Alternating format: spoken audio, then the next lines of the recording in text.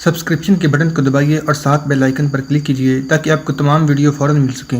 اس video پسند آنے کی صورت میں اسے لائک، کمنٹ اور شیئر کرنا مت بھولیں۔ ابو محسن نے اپنے جاسوس کی رہنمائی میں رات کے وقت مغرب کی طرف کوئی 20 کو سلاخا چھان مارا، لیکن دشمن کا کوئی سراغ نہ ملا۔ تنگ آ کر اس نے جاسوس کو کوسنا شروع کیا۔ تیسرے پہر اس نے تھکے ہوئے گھوڑے کی باگ موڑ لی اور واپس قلعے کا رخ کیا۔ صبح کے وقت جب ابو محسن قلعے سے 4 کوس دور تھا، اسے سپاہیوں کا ایک گروہ دکھائی دیا جو ابو عبداللہ کے ساتھ رات کے وقت گئے تھے۔ ابو محسن کا ماتھا ٹھنکا۔ وہ فوج کو رکنے کا حکم دے کر اپنا گھوڑا بھگاتا ہوا آگے بڑھا۔ جب وہ اس گروہ کے قریب پہنچا تو ایک نوجوان نے، جس کی کباب پر خون کے نشان تھے، اس کے سوالات کا انتظار کیے بغیر کہا، ہمیں شکست ہوئی، یہ ایک سازش تھی۔ ہماری فوج میں غدار ہم سے زیادہ تھی۔ جاسوس نے ہمیں ایک ایسے مقام پر پہنچا دیا جو چاروں طرف سے دشمن کے تیروں کی زد میں تھا۔ اور منافقین نے دشمن کا نعرہ سنتے ہی ابو عبداللہ سے کہا کہ ہم نرغے میں آ چکے ہیں، اب لڑائی بے سود ہے۔ جب ہم نے ہتھیار ڈالنے سے انکار کیا تو وہ ایک طرف ہو گئے۔ جب دشمن نے گھاس سے نکل کر ہم پر حملہ کیا تو کچھ دیر وہ خاموش کھڑے رہے اور پھر دشمن کے ساتھ شامل ہو کر ہم پر ٹوٹ پڑے۔ آن کی آن میں ہمارے 800 نوجوان قتل ہو گئے اور ہمارے لیے بھاگنے کے سوا کوئی راستہ نہ تھا۔ ابو محسن نے کہا، اور عبداللہ؟ نوجوان نے جواب دیا، لڑائی کے وقت وہ ہمارے ساتھ تھا۔ چند آدمیوں نے اسے گھوڑے سے گرتا ہوا دیکھا تھا۔ میرے خیال میں اسے گرفتار کر لیا گیا ہے۔ یہ ایک سازش تھی، کاش ہمیں معلوم ہوتا کہ ہمارے ساتھ منافقین کی اتنی بڑی تعداد شامل ہو چکی ہے۔ ابو محسن نے کہا، ہمیں بھی دھوکہ دیا گیا ہے، ٹھہرو، میں اس جاسوس سے پوچھتا ہوں۔ ابو محسن نے فوج کے قریب واپس پہنچ کر ادھر ادھر دیکھنے کے بعد پوچھا، وہ جاسوس کہاں گیا؟ سپاہیوں نے ادھر ادھر دیکھنے اور ایک دوسرے سے سوال کرنے کے بعد جواب دیا، اسے صبح کی نماز کے بعد کسی نے نہیں دیکھا۔ ابو محسن نے مایوس ہو کر کہا، اب ہمارے لیے اپنی سرحد کا رخ کرنے کے سوا کوئی چارہ نہیں۔ فوج کی شکست اور ابو عبداللہ کے لاپتہ ہو جانے کی خبر ابو الحسن کی زندگی کے ٹمٹماتے ہوئے چراغ کے لیے ہوا کا جھونکا ثابت ہوئی۔ غرناطہ پر پھر ایک بار ادبار کے بادل چھا گئے۔ اگلے دن ایک دردمند نے ابو الحسن کا جنازہ دیکھ کر کہا، غرناطہ کے آسمان نے کئی بادشاہوں اور کئی شہنشاہوں کے جنازے دیکھے ہیں، لیکن اس مجاہد کی لہد میں غرناطہ کے مستقبل کی ہزاروں امیدیں بھی سو جائیں گی۔ ان واقعات کے بعد اندلس میں ہلال و صلیب کی جنگ کچھ عرصہ کے لیے سرد پڑ گئی۔ ربیع الثانی 890 ہجری میں فریڈینڈ نے ایک لشکر جرار کے ساتھ صوبہ مالکا پر یورش کر دی۔ اس کی پیش قدمی اس قدر اچانک تھی کہ الزغل اپنی پوری قوت مدافعت بروئے کار نہ لا سکا۔ تاہم لکبہان اور رندہ کی قلعوں پر قبضہ کرنے کی کوششوں میں عیسائیوں کو بھاری نقصانات اٹھانے پڑے اور انہیں آگے بڑھنے کی ہمت نہ ہوئی۔ فریڈینڈ کی فوج پسپا ہوتے ہوئے سرحد کے اہم قلعہ میشینل پر حملہ کیا، لیکن انہیں ناکامی ہوئی۔ الزغل نے دشمن کو شکست دینے کے بعد جوابی حملہ کیا اور ان کے بہت سے ساز و سامان پر قبضہ کر لیا۔ الزغل کو اس بات کا احساس تھا کہ جب تک وہ خود فریڈینڈ کی مملکت میں داخل ہو کر اسے ایک فیصلہ کن شکست نہیں دیتا، عیسائیوں کے حملے جاری رہیں گے۔ لیکن ایک بڑی جنگ کی تیاری کے لیے وقت کی ضرورت تھی۔ جنوب مشرق اور شمال مشرق کی سرحدوں پر سرحدی عقاب کا پہرا تھا اور اس طرف سے اسے پوری تسلی تھی۔ جنوب میں مالکا کی حفاظت کے لیے الزیگری جیسا تجربہ کار جرنیل موجود تھا۔ ایک بڑی مہم کے لیے تمام وسائل کو بروئے کار لانے کے لیے الزغل کا مرکز میں رہنا ضروری تھا، اس لیے اس نے شمال مغربی سرحد کی حفاظت کے لیے ابو محسن کو منتخب کیا اور خود غرناطہ پہنچ کر تیاریوں میں مصروف ہو گیا۔ ابو عبداللہ دشمن کی قیدی کی حیثیت میں کسلا پہنچا۔ اسے یقین تھا کہ فریڈینڈ اس کے لیے بدترین سزا تجویز کرے گا، لیکن جب پہرے دار اسے محل کے سامنے لائے تو فریڈینڈ اس کا ولی عہد اور عمرۂ سلطنت محل کے دروازے پر کھڑے تھے۔ فریڈینڈ نے چند قدم آگے بڑھ کر ابو عبداللہ کی طرف اپنا ہاتھ بڑھایا۔ ابو عبداللہ نے اضطراری حالت میں اس کے ہاتھ میں ہاتھ دے دیا۔ فریڈینڈ نے اپنے عمرا کی طرف دیکھا اور کہا، تم کیا دیکھ رہے ہو؟ غرناطہ کے بادشاہ کی تعظیم کرو، یہ ہمارے مہمان ہیں۔ اور عمرا نے ابو عبداللہ کی تعظیم میں سر جھکا دیے۔ فریڈینڈ ابو عبداللہ کی بغل میں اپنا ہاتھ دے کر محل کے اندر داخل ہوا۔ ملاقات کے کمرے کے دروازے کے سامنے چند خواتین کے درمیان ملکہ ازابیلا کھڑی تھی۔ فریڈینڈ نے اس کے قریب پہنچ کر کہا، ملکہ، یہ میرا وہ بیٹا ہے جسے دیکھنے کے لیے تم مدت سے بے قرار تھیں۔ ابو عبداللہ کا چہرہ ابھی تک یہ ظاہر کر رہا تھا، یہ اپنے آپ کو ہمارا قیدی سمجھتا ہے۔ تم اسے یقین دلاؤ کہ یہ ہمارا مہمان ہے جس کا راستہ ہم ایک مدت سے دیکھ رہے تھے۔ ملکہ ازابیلا نے کہا، ہمارے سپاہیوں نے انہیں راستے میں تکلیف تو نہیں دی؟ فریڈینڈ نے جواب دیا، ہماری طرف سے انہیں ہدایت تھی کہ ہمارے دوست کا بال بیکا نہ ہو، لیکن اگر ہمیں پتہ چلا کہ راستے میں انہیں کوئی تکلیف ہوئی ہے تو ہم انہیں بدترین سزا دیں گے۔ عمرا دروازے سے کچھ دور کھڑے رہے اور فریڈینڈ، ازابیلا اور ولی عہد ابو عبداللہ کے ساتھ کمرے میں داخل ہوئے۔ جب وہ چاروں ایک نصف دائرے میں کرسیوں پر بیٹھ گئے تو فریڈینڈ نے کہا، آپ کے تمام ساتھیوں کو شاہی مہمان خانے میں جگہ دی گئی ہے اور آپ کے لیے ہم نے اپنے محل کے بہترین کمرے منتخب کیے ہیں۔ ابو عبداللہ نے بےتاب سا ہو کر کہا، ایسی دل لگی شاید فرڈیننڈ کی شان کے شایان نہ ہو۔ میں اپنی سزا کا حکم سننے کے لیے تیار ہوں۔ فرڈیننڈ نے کہا، ہم ایک بار دوستی کا ہاتھ بڑھا کر واپس نہیں کھینچا کرتے، اور ہم یہ بھی جانتے ہیں کہ آپ نے جو کچھ کیا مجبوری کی حالت میں کیا۔ ہماری بات پر یقین کیجیے کہ آپ کے علاقے پر ہمارے سپاہیوں کا حملہ ہمارے احکام کی خلاف ورزی تھی۔ وہ اپنی شکست سے بوکھلائے ہوئے تھے اور آپ یہ سمجھتے ہوں گی کہ ہم نے آپ کے ساتھ بدعہدی کی ہے۔ اس صورت میں آپ ان کے ساتھ لڑنے بلکہ ایک انتقامی جذبے کے ماتحت ہمارے علاقہ پر حملہ کرنے میں بھی حق بجانب تھے۔ ہمیں اگر کوئی افسوس ہے تو اس بات کا ہے کہ ہمارے چند بیوقوف آدمیوں کی افسوسناک حرکت نے ہمارے اس حلیف کو ہم سے بدزن کر دیا ہے جسے ہم اپنا بیٹا سمجھتے ہیں۔ ہم ان لوگوں کے لیے بدترین سزائیں تجویز کر چکے ہیں۔ ابو عبداللہ پھٹی پھٹی نگاہوں سے اپنے میزبانوں کی طرف دیکھ رہا تھا۔ فرڈیننڈ نے کہا، آپ کو ابھی تک ہماری باتوں پر یقین نہیں آیا، شاید ایک شخص آپ کی تسلی کر سکے۔ فرڈیننڈ ولی عہد کی طرف متوجہ ہوا، شہزادے کسی کو حکم دو کہ ابو داؤد کو بلا لائے۔ ابو عبداللہ نے چونک کر کہا۔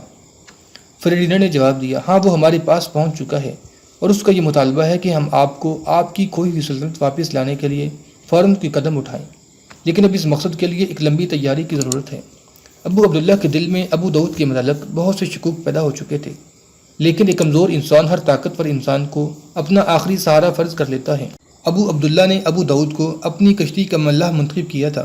اس کی روپوش ہو جانے کے بعد وہ ابو محسن کی تقریر سے مرعوب ہوا اور اب پھر وہ زندگی کے نئے موڑ پر کھڑا تھا، اس احساس کے باوجود کہ اس کی زندگی کی تمام تلخیاں ابو داؤد کی پیدا کردہ تھیں۔ ابو عبداللہ کو اب بھی یہ یقین تھا کہ ابو داؤد سے ہم کلام ہوتے ہوئے اسے ذہنی کفر سے نجات مل جائے گی۔ فرڈیننڈ کی مسکراہٹوں نے اس کے دل میں وہ خطرناک عزائم جنہیں وہ غرناطہ سے نکلتے وقت ہمیشہ کے لیے خیر بات کہہ چکا تھا، پھر ایک بار بیدار کر دیے تھے۔ وہ فرڈیننڈ کا اعلیٰ بننے سے گھبراتا تھا، لیکن اس کے ساتھ ہی اسے یہ بھی احساس تھا کہ فرڈیننڈ کی مسکراہٹیں کسی نہ کسی دن اسے پھر ان ٹھکراتی ہوئی راہوں پر دھکیل دیں گی۔ ابو داؤد کے الفاظ اس کے ضمیر کی آواز کو دبا لیں گے۔ الغرض ایک کمزور آدمی میں منافقت کے سوئے ہوئے جذبات پھر بیدار ہو رہے تھے، اور وہ اپنے ضمیر کو لوریاں دینے کے لیے ایک بڑے منافق کے سہارے کی ضرورت محسوس کر رہا تھا۔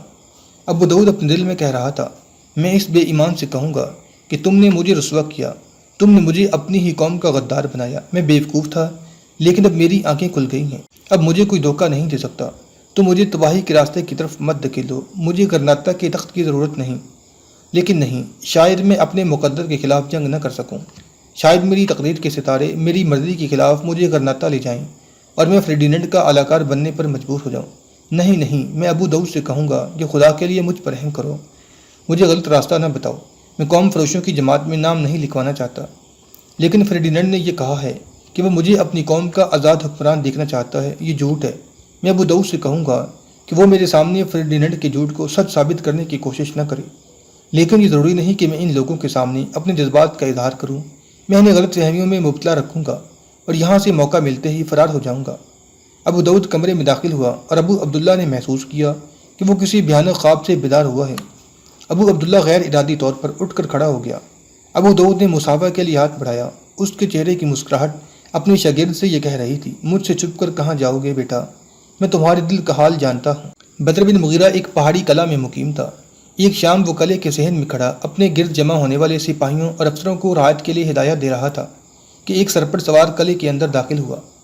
بدر بن مغیرہ سے چند قدم کے فاصلے پر اس نے باگیں کھینچ کر گھوڑا روکا۔ بدر بن مغیرہ نے 2-3 قدم آگے بڑھ کر کہا، بشیر، معلوم ہوتا ہے کہ تم کوئی اچھی خبر نہیں لائے۔ بشیر بن حسن نے گھوڑے سے اتر کر بدر بن مغیرہ سے مصافحہ کیا اور بولا، میں ایک ایسی خبر لایا ہوں جسے غرناطہ کے لوگ اچھی سمجھتے ہیں، لیکن میں اس کے متعلق بہت پریشان ہوں۔ منصور کہاں ہے؟ وہ بھی نماز پڑھ کر اپنے کمرے میں گیا ہے، آج اس کی باری ہے، وہ تیاری کر رہا ہوگا، چلو اس کے پاس چلتے ہیں۔ یہ کہہ کر بدر بن مغیرہ سپاہیوں کی طرف متوجہ ہوا، تمہیں عشاء کی نماز کے بعد ہدایات مل جائیں گی۔ بدر اور بشیر سیڑھیوں پر چڑھنے کے بعد دوسری منزل کے ایک کمرے میں داخل ہوئے۔ کمرے میں شمع جل رہی تھی اور منصور ذرا بختر پہنے ایک کرسی پر پاؤں رکھ کر موزے کے تسمے باندھ رہا تھا۔ بشیر بن حسن کو دیکھ کر اس نے آگے بڑھ کر مصافحہ کے لیے ہاتھ بڑھاتے ہوئے کہا، بشیر، یہ بہت اچھا ہوا کہ تم آ گئے، میں ابھی یہ سوچ رہا تھا کہ اگر آج رات میں زخمی ہو جاؤں تو میرا علاج کون کرے گا؟ بشیر بن حسن نے کہا، کسلا کی اسلحہ خانے میں ابھی تک وہ تلوار نہیں بنی جو منصور کو زخمی کر سکے۔ تینوں کرسیوں پر بیٹھ گئے۔ منصور نے بشیر بن حسن سے سوال کیا، اہل غرناطہ ہمارے نقاب پوش کے متعلق بہت پریشان ہوں گے، ہاں، اب غرناطہ کی ہر محفل میں سرحدی عقاب کی جگہ سرحدی نقابپوش نے لے لی ہے، تو انہیں ابھی تک بدر کی موت کا یقین ہے۔ فوج کے بعض افسروں کو شک ہے کہ یہ زندہ ہیں، اور ابھی بہت سے لوگ مجھ سے قریب کر پوچھتے تھے اور میں یہ جواب دے کر خاموش ہو جاتا تھا کہ مجاہد ہمیشہ زندہ رہتا ہے۔ بدر نے کہا، اچھا وہ خبر سناؤ جس کے متعلق غرناطہ کے لوگ خوش تھے اور تم پریشان ہو۔ بشیر نے کہا، ابو عبداللہ فردیننڈ کی قید سے فرار ہو کر غرناطہ پہنچ چکا ہے، اور الزغل نے یہ اعلان کیا ہے کہ وہ بیرونی خطرات سے نجات حاصل کرتے ہی غرناطہ کا تخت اپنے بھتیجے کے حوالے کر دے گا۔ سر دست اسے لوشا کا حاکم مقرر کیا گیا ہے۔ بدر بن مغیرہ نے کہا، کیا یہ صحیح ہے؟ الزغل ایسی غلطی نہیں کر سکتا۔ بشیر نے جواب دیا، اگر یہ غلطی ہے تو الزغل اس کا ارتکاب کر چکا ہے۔ میں ابو محسن سے ملا تھا، وہ یہ کہتا تھا کہ سرحد پر حملہ کرنے سے پہلے وہ فردیننڈ کی پناہ لینے کے لیے تیاریاں کر رہا تھا۔ حالات کی مجبوری نے اسے رضاکاروں کے صف میں لکھڑا کیا تھا۔ اس کی نیت پر میں شک نہیں کرتا، لیکن وہ ایک متلوج مزاج نوجوان ہے۔ موجودہ حالات میں اسے کوئی ذمہ داری سونپنا خطرے سے خالی نہیں۔ اس کے علاوہ ابو داؤد کے متعلق یہ خیال کیا جاتا ہے کہ وہ فردیننڈ کے پاس پہنچ چکا ہے، اور وہ ایک ایسا آدمی ہے جو ابو عبداللہ کو ہر برے سے برے کام پر آمادہ کر سکتا ہے۔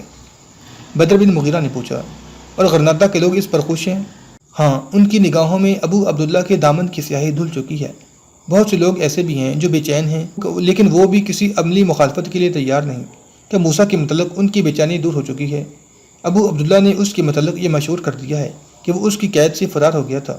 الزغل کے سامنے اس نے چند گواہ پیش کر دیے تھے، اور الزغل نے اس بات پر یقین کر لیا۔ میں نے انہیں کہا تھا کہ اگر وہ فرار ہوتا تو یقیناً آپ کے پاس آتا، لیکن الزغل نے کہا، ابو موسیٰ بے حد غیور تھا اور ابو عبداللہ اس کا بچپن کا دوست تھا۔ یہ ممکن ہے کہ ابو عبداللہ کی بدسلوکی کے بعد اس نے غرناطہ میں کسی کو منہ دکھانا گوارا نہ کیا ہو۔ شاید وہ مراکش چلا گیا ہو۔ کرتبہ سے اس کے خاندان کے بہت سے افراد مراکش ہجرت کر چکے ہیں۔ میں اس کی تلاش کر رہا ہوں، اور اگر مجھے یہ معلوم ہوا کہ ابو عبداللہ نے مجھ سے جھوٹ بولا ہے تو میں اسے کسی نیک سلوک کا مستحق نہیں سمجھوں گا۔ بدر بن مغیرہ نے کچھ دیر سوچنے کے بعد کہا، منصور، تم غرناطہ جانے کے لیے تیار ہو جاؤ۔ منصور نے جواب دیا، لیکن میں تو حملے کی تیاری کر چکا ہوں اور سرحد پر سپاہی میرا انتظار کر رہے ہوں گے۔ تمہاری جگہ میں چلا جاؤں گا، لیکن آپ کو آرام کی ضرورت ہے۔ آپ کل ساری رات گھوڑے پر تھے، تمہارا فوراً غرناطہ پہنچنا ضروری ہے۔ الزغل کے پاس میرا خط لے جاؤ، اسے ہماری طرف سے غیر مبہم الفاظ میں کہہ دو کہ ہماری جنگ کسی سلطان، امیر یا بادشاہ کے لیے نہ تھی۔ ہماری قربانیوں کا مقصد صرف یہ تھا کہ ہم غرناطہ کو اپنا دفاعی مورچہ بنا کر اپنے منتشر شیرازے کو اکٹھا کریں اور باقی اندلس کے مظلوم اور بےکس مسلمانوں کو نصرانیوں کی غلامی سے نجات دلائیں۔ ابو الحسن اور اس کے بعد ہم نے الزغل کو اپنا امیر اسی مقصد کے لیے تسلیم کیا تھا، لیکن ابو عبداللہ کو آزمایا جا چکا ہے۔ ایک چچا کی حیثیت میں الزغل کو یہ حق ہے کہ وہ اپنے نالائق بھتیجے کی ہر خطا معاف کر دے، لیکن اسے یہ حق نہیں دیا جا سکتا کہ وہ قوم سے یہ کہے کہ یہ ملت فروش توبہ کر چکا ہے، اس لیے تم اسے اپنا حاکم تسلیم کر لو۔ الزغل سے کہو کہ اگر ابو عبداللہ خلوص دل سے تائب ہو چکا ہے تو بھی وہ ایک بے جان لاشا ہے، اور وہ اس لاشے کو اس قوم کے کندھوں پر نہ لا دے جو موت و حیات کی کشمکش میں مبتلا ہے۔ وہ اپنی زندگی میں اپنا فرض پورا کرے اور اپنے بعد امیر کا انتخاب ان لوگوں پر چھوڑ دے جو غرناطہ کی آزادی اور مسلمانوں کے ناموس کے لیے اپنی جانیں پیش کر چکے ہیں۔ مجھے ابو عبداللہ سے پرخاش نہیں، اس نے مجھے دھوکہ دے کر قتل کرنے کی کوشش کی تھی، میں اسے معاف کر سکتا ہوں، لیکن میں قوم کی امانت اس شخص کے سپرد کرنے کے خلاف ہوں جو اسے ایک بار دھوکہ دے چکا ہو۔ اگر ابو عبداللہ نے سرحد سے چند حملہ آوروں کو نکال کر تبدیلی قلب کا ثبوت دیا ہے تو اس کا زیادہ سے زیادہ صلہ یہ ہو سکتا ہے کہ اسے اس کی گزشتہ خطاؤں کی سزا نہ دی جائے، لیکن اسے لوشا کا حاکم بنانا اور غرناطہ کے تخت کا وارث تسلیم کر لینا ایک ایسا انعام ہے جس کا وہ کسی صورت میں مستحق نہیں۔ منصور نے کہا، میں جانتا ہوں الزغل کیا جواب دے گا۔ وہ یہ کہے گا کہ اگر میں ابو عبداللہ کے ساتھ فیاضانہ برتاؤ نہ کرتا تو لوگ یہ کہتے کہ میری جدوجہد ذاتی اقتدار کے لیے تھی۔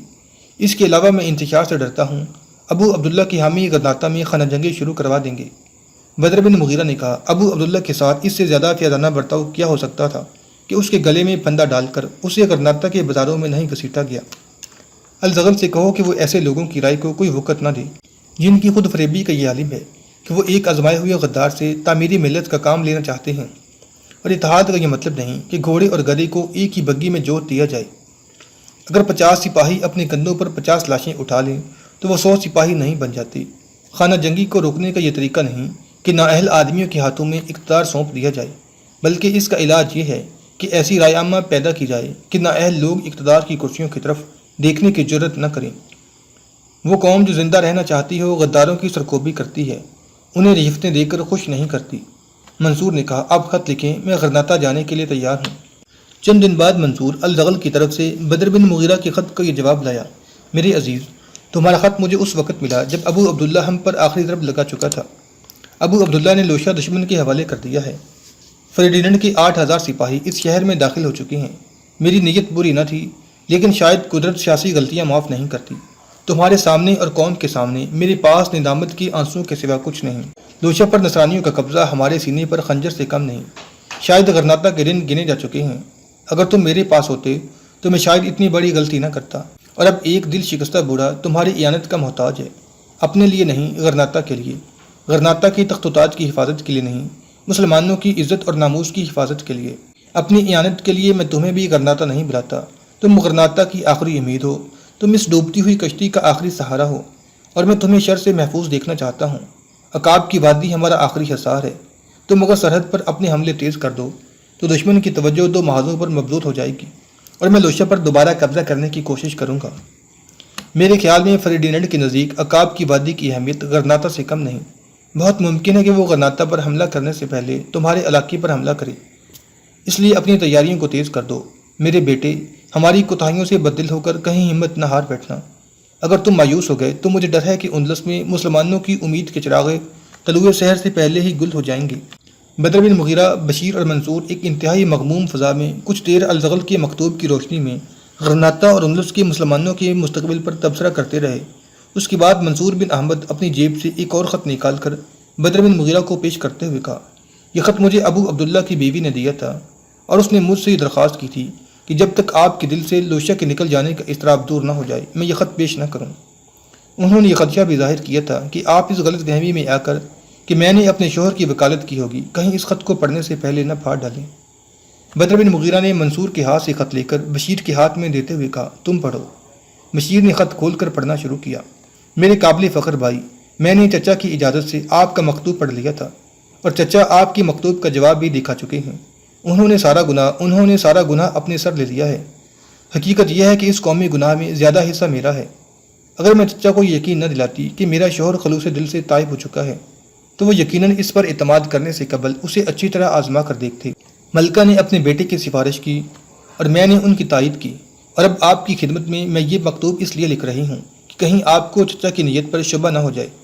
میں اندلس میں آپ کی ان لاکھوں بہنوں میں سے ایک ہوں جن کے ناموس کی حفاظت کے لیے آپ نے تلوار اٹھائی ہے، اور یقین کیجیے کہ مجھے الحمرا کی 4 دیواری کی نسبت آپ کی تلوار پر زیادہ بھروسہ ہے کہ آپ کی ایک بہن ندامت کی آنسو بہانے کے بعد آپ سے یہ توقع رکھ سکتی ہے کہ آپ اس کی پہلی اور آخری غلطی معاف کر دیں گے۔ اور خدا شاہد ہے کہ جب میں آپ کو بھائی کہتی ہوں تو میں یہ محسوس کرتی ہوں کہ میرا اور آپ کا رشتہ خون کے رشتے سے زیادہ مضبوط ہے۔ آپ کی بہن عائشہ۔ بدر بن مغیرہ نے منصور کی طرف متوجہ ہو کر سوال کیا، تو اس کا مطلب یہ ہے کہ ابو عبداللہ کی بیوی ابھی تک غرناطہ میں ہے؟ ہاں، ابو عبداللہ اسے اپنے ساتھ لے جانے پر مصر تھا، لیکن اس کی ماں نے کہا کہ جب تک جنگ کا خطرہ باقی ہے میری بہو کو الحمرا سے باہر نہیں جانا چاہیے۔ لوشہ میں عیسائیوں کی 15,000 فوج جمع ہو چکی تھی۔ ابو عبداللہ نے غرناطہ کے مختلف شہروں میں اپنے جاسوس بھیج دیے اور فریڈینڈ کی عطا کردہ دولت سے منافقین کے ضمیر خریدنے کی مہم شروع کر دی۔ وہ لوگ جو پہلے ہی اپنی توقعات فریڈینڈ کے ساتھ وابستہ کر چکے تھے اب زیادہ پر امید ہو گئے، اور ابو عبداللہ کی قوت میں آئے دن اضافہ ہونے لگا۔ اس کے علاوہ عافیت پسندوں کی وہ جماعت جو ہر قیمت پر امن چاہتی تھی عوام میں یہ تبلیغ کرنے لگی کہ اگر غرناطہ کے مسلمانوں نے عیسائیوں کے ساتھ جنگ جاری رکھی تو اس کی سزا وہ اندلس کے باقی مسلمانوں کو دیتے رہیں گے۔ اندلس عیسائیوں اور مسلمانوں کا مشترکہ وطن ہے، اور عیسائی چونکہ قوت اور تعداد میں زیادہ ہیں اس لیے ہمیں ان کی سرپرستی تسلیم کر لینی چاہیے۔ وہ یقیناً اپنے ہم وطنوں پر ظلم نہیں کریں گے۔ یہ مسلمانوں کا وہم ہے کہ انہوں نے عیسائیوں کی حکومت تسلیم کر لی تو وہ انہیں نگل جائیں گے۔ اگر مسلمان کے دل میں ایمان ہے تو اسے کسی سے خطرہ نہیں۔ ابو عبداللہ کے متعلق یہ لوگ عوام کو یہ سمجھاتے تھے کہ وہ فریڈینڈ کے ساتھ مصالحت کر کے اندلس کے باقی مسلمانوں کو تباہی سے بچانا چاہتا ہے۔